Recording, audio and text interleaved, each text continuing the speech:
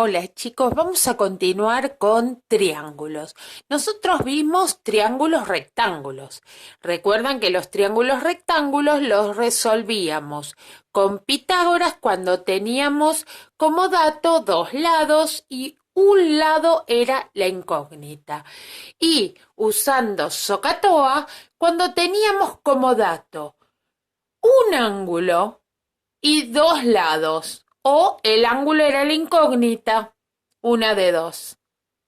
Y con eso resolvíamos todos los triángulos rectángulos. Ahora, ¿qué pasa si el triángulo no es rectángulo? Es oblicuángulo.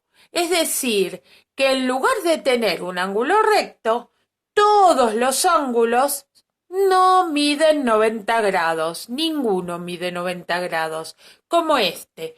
Primero, no van a recibir nombres especiales los lados. ¿Cómo vamos a llamar a los lados? Bueno, si este es el triángulo ABC, entonces voy por la bisectriz del A y me topo con este lado que es el lado A. Voy por la bisectriz del C y me topo contra este lado que es el lado C. Y voy por la bisectriz del B y me topo con el lado B. Para distinguir los lados A, B y C le ponemos mayúsculas. Vamos a usar entonces lo primero que siempre usamos en todo triángulo, que la suma de los ángulos interiores vale 180 grados. Y después tenemos el teorema del seno. El teorema del seno, fíjense qué fácil que es.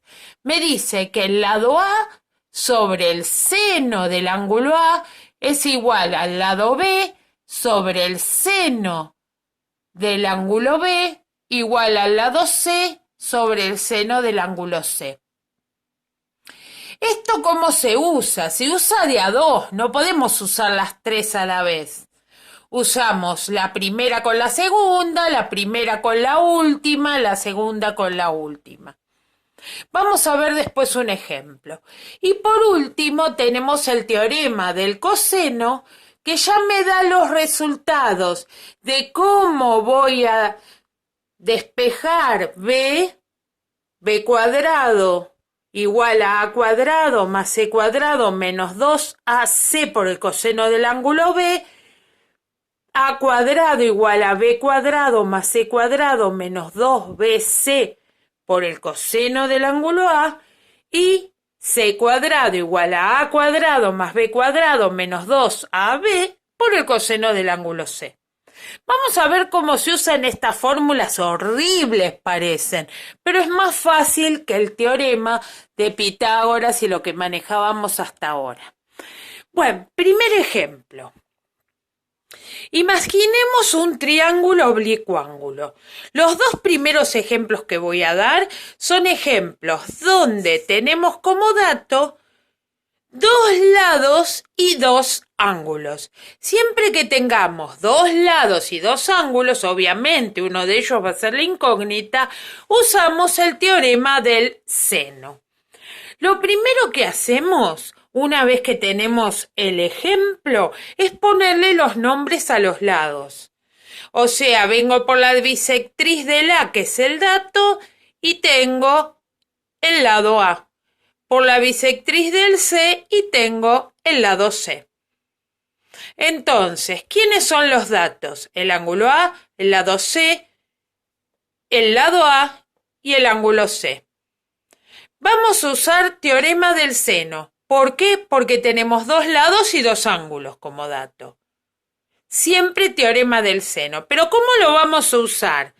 Como tenemos el A, vamos a usar la partecita que dice A, seno de A. Y como tenemos el C, vamos a usar la partecita que dice C, seno de C. O sea que agarramos esas dos proporciones. Vamos a llenarla de datos. O sea que tenemos el A que vale 3 dividido seno de 30, porque el ángulo A valía 30. Y el C es X y el seno de C es el seno de 50.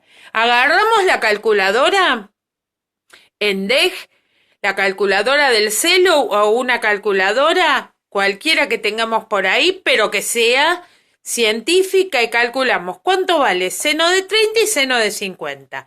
Entonces me queda 3 sobre 0,5, que es el seno de 30, igual a X sobre 0,766, que es el seno de 50. ¿Cómo vamos a despejar la X? Recontra fácil. Multiplicamos en diagonal. ¿Ven? Los dos que están en la diagonal que no tiene X. Lo multiplicamos. Y dividimos por el que está en diagonal con la X. ¿Qué me queda? 3 por 0,766 dividido 0,5. Acá tenemos la cuenta, que nos da 4,596 metros. Vamos a ver el otro ejemplo. Tenemos dos lados y dos ángulos. Teorema del seno. Pero ahora fíjense la diferencia. El ángulo es incógnita. Entonces, ¿cómo hacemos? Primero, planteamos el teorema del seno. A es al seno de A, como B es al seno de B. Una vez que planteamos las proporciones, llenamos de datos. A valía 5 y el seno de A es el seno de X porque no tenemos el ángulo A. Después, B es 10 y el seno de B es el seno de 60.